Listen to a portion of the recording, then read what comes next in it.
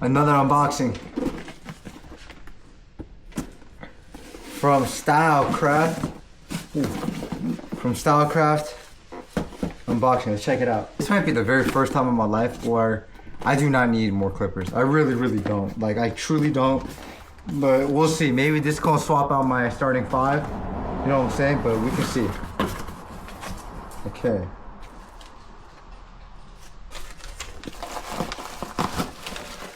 Okay, actually this is kind of fire. So this is a foil shaver right here. Let me get the straight edge real quick. Let's tear this out real quick.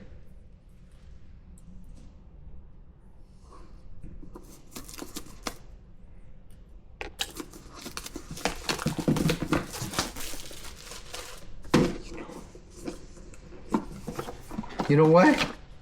Dang, this is nice. I ain't even mad at this. Oh, now she wants to call me. I guess this is the new foil shaver by Stylecraft, and it hasn't even been released yet. Oh yeah, that's intense. You know what? I can swap this out for what I currently have. Actually, this is pretty cool. It comes with some buttons right here, like switch up the front.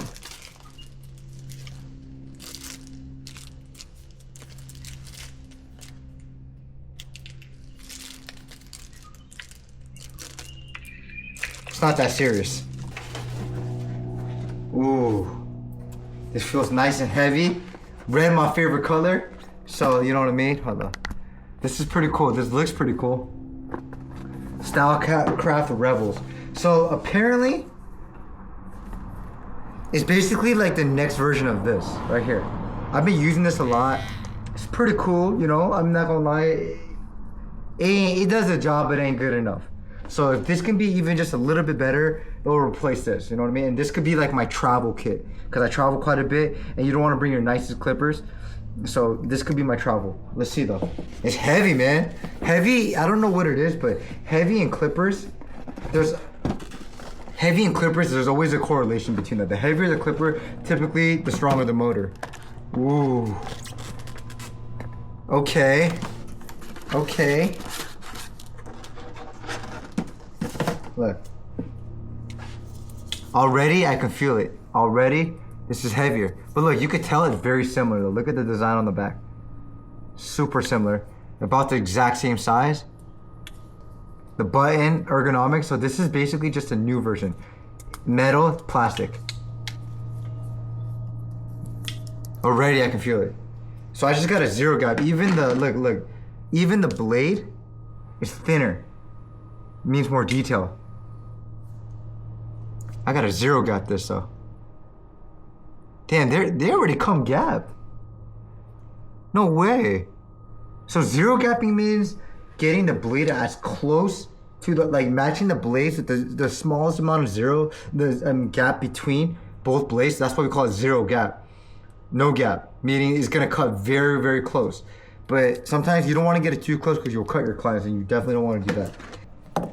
As you can see, I have a lot of clippers, man. I have so many clippers all up inside of this right here. And I have my clippers in my car too, my travel set. So I definitely don't need any more clippers, to be honest. But you know what I'm saying? This is from one of my clients. So if he's gonna give it as a form of compensation, then I have no other, you know what I mean, choice but to set them. And these are just standard clippers. Nothing fancy. It's cool. Yep. This is nice, you know what I mean? Clippers, something about clippers, they just feel nice, don't they? Don't they look nice? Just red, man. I can't wait to use these, so I'm gonna try them out. I always like to try out my new clippers. It's funny, like the first person that comes through, but like I just have so many clippers. Fabulous. Wall. No Andes. Stylecraft though. Nice levers.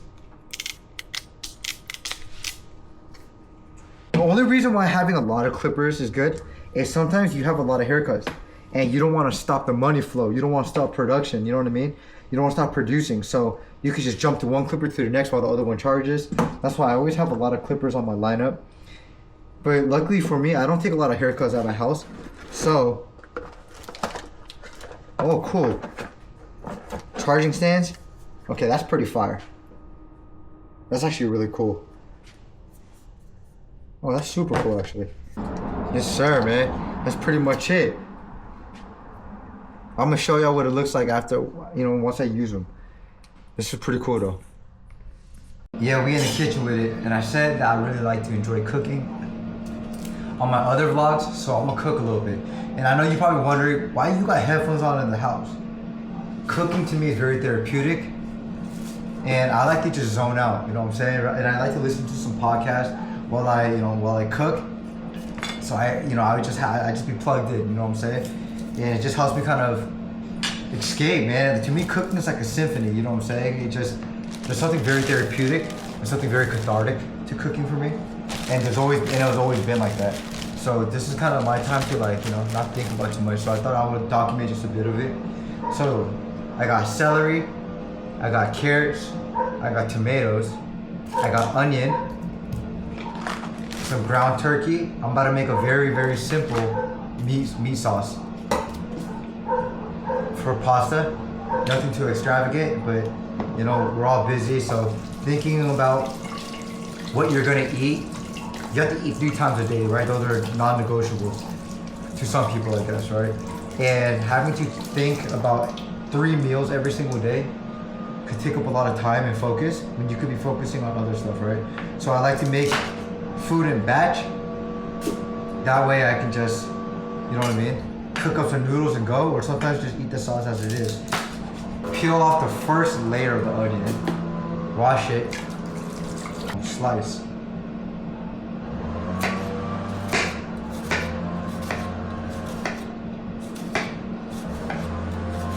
Thinner the slice, is the finer the onion.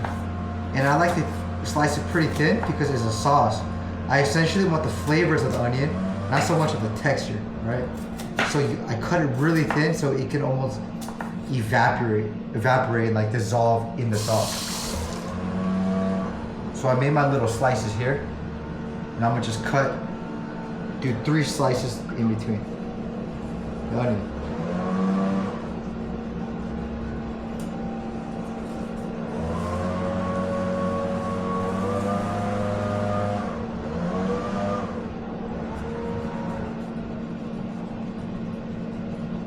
Right, like this, and now I just let the knife do the work. And look, I'm gonna show y'all. Get nice uniform, you know what I mean? Cubes of onion. Look how quick that was. No more than 5 minutes. So on a low heat, I like to throw in the onions first, because me personally, I actually do not like onions. I find them to be extremely raw and just kind of unpleasant. So I like to do the longest cooking and caramelize the onions as soon as possible and as long as possible. Because the longer you cook them down, the more that bitterness kind of goes away and like the natural sugars get extracted.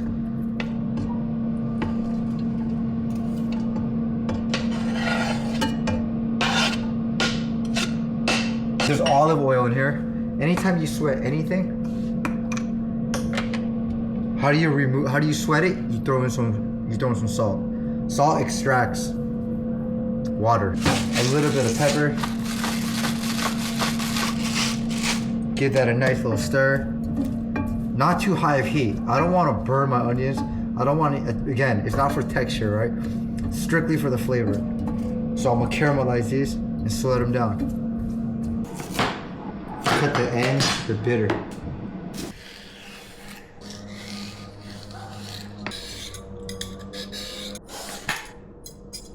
I've actually never made the sauce like this, but I'm gonna try something new.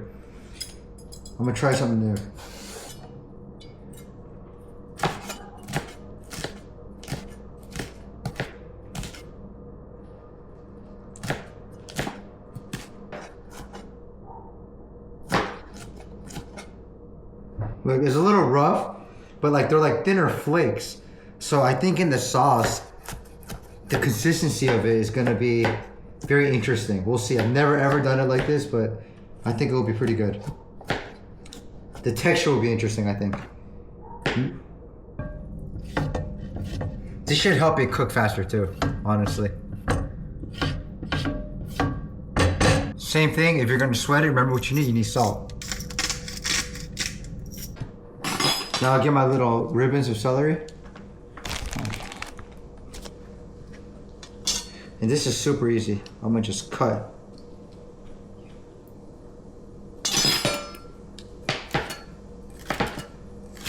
And try to make it as thin as possible so it's consistent kind of with the carrots and onion. You want every bite to be similar. So same with the meat, I'm gonna mince it so it's all similar size. You want the bite to all be uniform so you can get all the ingredients and all the flavors in every bite. And what I'm listening to in my headphones is not even music. Right now I'm listening to a YouTuber that I really enjoy, and she's just giving me game on, you know what I mean, building up your YouTube channel. Now that I'm like doing so much YouTube, that's just kind of what I'm really focused on, you know. I do want to grow out my channel. And it's cool, it's like while I'm cooking, I'm also learning. You know, I'm expanding my mind while decompressing my stress. Nice and uniform.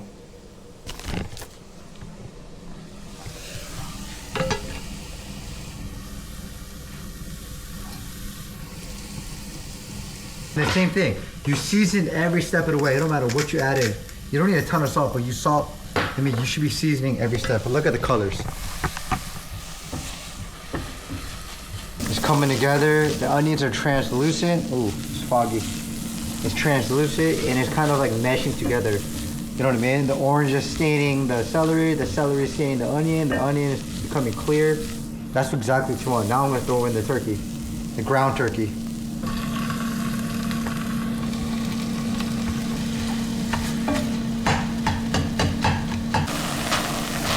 Cooking it down, you hear that noise, you see that rim right there? This is what you want. When you hear that noise, that means the meat's frying off. And that's how you get flavor from any meat. I season the meat with some paprika, garlic powder, onion powder, salt, pepper, and a little bit of adobo. To my Asians or Filipinos, you all know what that is. So I'm gonna add some chicken stock to deglaze. Just organic tomato sauce, that's all it is. Just normal tomato sauce, nothing special.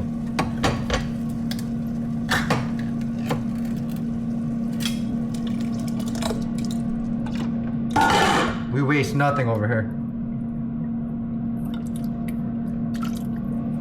I should have more sauce, but I don't. So you wanna throw in some tomatoes, but you wanna peel them, but it's very difficult for me to peel. And I don't really typically use actual tomatoes, but let's see.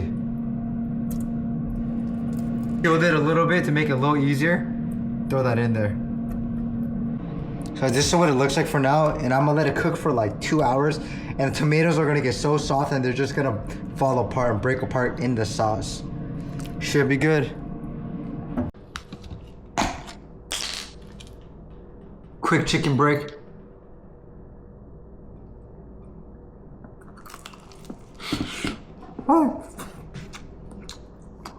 Oh, that's hot. Oh, that's so hot. I think I just burned my mouth. I really love chicken. I swear I could eat chicken every single day. Matter of fact, I think I do eat chicken every single day. Ooh. We got like an hour to the sauce, so getting my meal in right now. We getting there, y'all. We getting there. Quick taste test. Oh, that's bomb. Tomatoes are naturally acidic. This is what I like to add. Hold on. I'm trying to open it up with one hand. Ooh. Balsamico. Just a little bit though, you know what I mean? Mix that in there. Turn off the fire off no heat.